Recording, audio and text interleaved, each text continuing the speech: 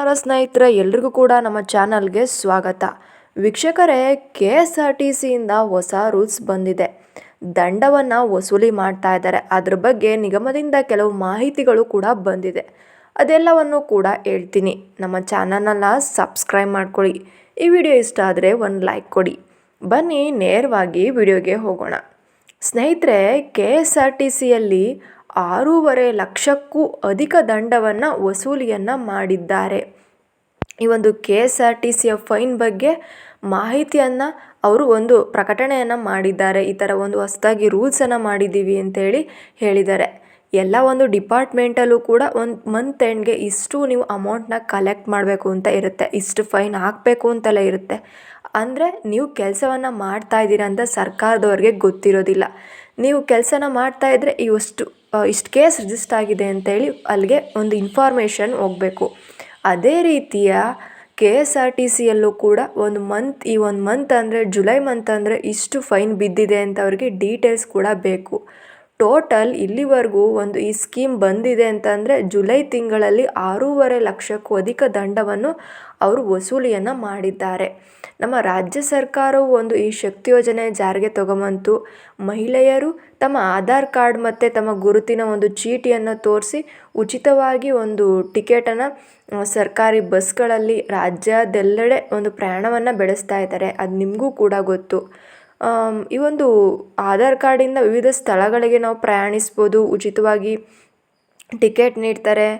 ಅದರಿಂದ ಈ ಮಹಿಳೆಯರು ಏನು ಮಾಡ್ತಾರೆ ಅಂದರೆ ಟಿಕೆಟ್ನೇ ತೊಗೊಳೋದಿಲ್ಲ. ಹೇಗೂ ಕೂಡ ಫ್ರೀ ಬಸ್ ತಾನೆ, ಯಾಕೆ ಟಿಕೆಟ್ ತೊಗೊಬೇಕು, ಹಾಗೆ ನಿಂತ್ಕೊಂಡ್ರೆ ಹಾಗೆ ಕೂತ್ಕೊಂಡು ನಾವು ಹೋದರೆ ಆಗ್ಬಿಡ್ತು.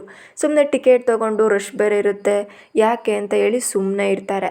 ನೀವು ಆ ಥರ ಮಾಡಿದ್ರೆ, ನೀವು ಅಕಸ್ಮಾತ್ ನಾನು ಟಿಕೆಟ್ ತೊಗೊಂಡಲೇ ಪ್ರಯಾಣ ಮಾಡ್ತಾಯಿದ್ದೀನಿ ಅನ್ನೋ ಟೈಮಲ್ಲಿ ಬಸ್ಸಲ್ಲಿ, ಸರ್ಕಾರಿ ಬಸ್ನಲ್ಲಿ TC ಅವರು ಬರ್ತಾರೆ. ಅಂದರೆ ಟಿಕೆಟ್ ಚೆಕ್ ಮಾಡೋರು ಏನಾದರೂ ಬಂದಾಗ ನಿಮ್ಮ ಹತ್ರ ಕೇಳ್ತಾರೆ. ಆವಾಗ ನಿಮ್ಮ ಹತ್ರ ಇಲ್ಲ ಅಂತಂದರೆ ನಿಮಗೆ ದಂಡ ಬೀಳೋ ಚಾನ್ಸಸ್ ಇದೆ. ಆಗ ಏನಾದರೂ ನಿಮ್ಮ ಹತ್ರ ಟಿಕೆಟ್ ಇಲ್ಲ ಅಂತಂದರೆ ದಂಡ ಹಾಕೋಗ್ತಾರೆ. ಮೇ ಬಿ 1 ಕಿಲೋಮೀಟ್ರಿಗೆ ಇಲ್ಲಿಂದ ನೀವು 150 ಕಿಲೋಮೀಟರ್ ಟ್ರಾವೆಲ್ ಮಾಡಿದ್ದೀರಾ ಅಂದರೆ ನಿಮಗೆ 500ರಿಂದ 1000 ರೂಪಾಯಿವರೆಗೂ ಕೂಡ ದಂಡವನ್ನು ಹಾಕ್ತಾರೆ. ನಿಮ್ಮ ಮೇಲೆ ಫೈನ್ ಹಾಕಿ ನಿಮಗೆ ತೊಂದರೆ ಆಗೋ ಚಾನ್ಸಸ್ ಕೂಡ ಇದೆ. ನಮ್ಮ ರಾಜ್ಯದ ಹೆದ್ದಾರಿ ಇಲಾಖೆಯು ಮೇ ತಿಂಗಳಲ್ಲಿ ಅತಿ ಹೆಚ್ಚು ದಂಡವನ್ನು ಕಲೆಕ್ಟ್ ಮಾಡ್ಕೊಂಡಿದೆ ಅಂತೇಳಿ ಅವ್ರು ಡೀಟೇಲ್ಸ್ ಕೂಡ ಕೊಟ್ಟಿದ್ದಾರೆ. ಈ ಬಗ್ಗೆ ನೋಟಿಸ್ ಕೂಡ ಬಂದಿದ್ದು. ಇಲ್ಲಿವರೆಗೂ ಕೂಡ ನಾವು ಇನ್ನು ಜೂನ್ ತಿಂಗಳ ದಂಡವನ್ನು ನೋಡೋಕೆ ಹೋದರೆ 6,54,000 ದಂಡವನ್ನು ವಸೂಲಿ ಮಾಡಿದ್ದಾರೆ. ಬಸ್ ಪ್ರಯಾಣಿಕರಿಗೆ ಸೂಕ್ತ ಟಿಕೆಟನ್ನು ಖರೀದಿಸಿ ಮಾಡಬೇಕು ಅಂತೇಳಿ ಅವರು ತಿಳಿಸಿದ್ದಾರೆ.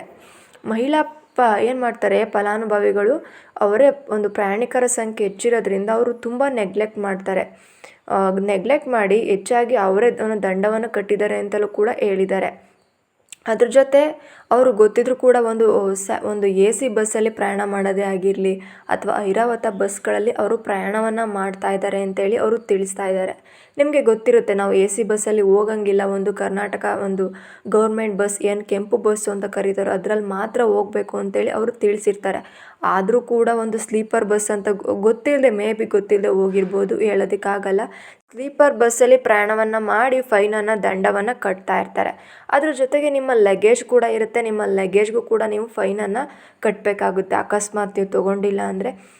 ಇನ್ಫ್ಯಾಕ್ಟ್ ನೀವು ಹೋಗ್ತಾ ಇದ್ದೀರಾ ಎಲ್ಲರೂ ಒಂದು ಜಾಗದಿಂದ ಮತ್ತೊಂದು ಜಾಗಕ್ಕೆ ಪ್ರಯಾಣವನ್ನು ಬೆಳೆಸ್ತಾ ಇದ್ದೀರಾ ಅಂದಾಗ ನೀವು ಮಹಿಳೆಯರಾಗಿದ್ದಾಗ ಉಚಿತವಾಗಿ ಕೊಡ್ತಾರೆ. ಆದರೆ ನಿಮ್ಮ ಲಗೇಜ್ಗೆ 5 kgಗಿಂತ ಮೇಲಿತ್ತು, 10 kg ಇತ್ತು ಬ್ಯಾಗು ಅಂತಂದರೆ ಅದಕ್ಕೆ ನೀವು ಟಿಕೆಟನ್ನು ಕೊಡಬೇಕಾಗುತ್ತೆ.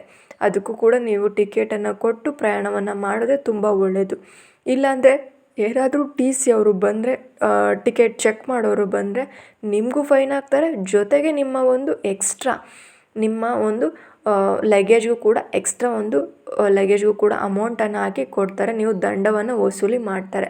ಸುಮ್ಮನೆ ತೊಂದರೆ ಯಾಕೆ ತೊಗೊತೀರಾ ಅಂತೇಳಿ ಈ ಥರ ಮಾಹಿತಿಗಳನ್ನು ಪ್ರಕಟಣೆ ಮಾಡಿದ್ದಾರೆ KSRTCಯಿಂದ.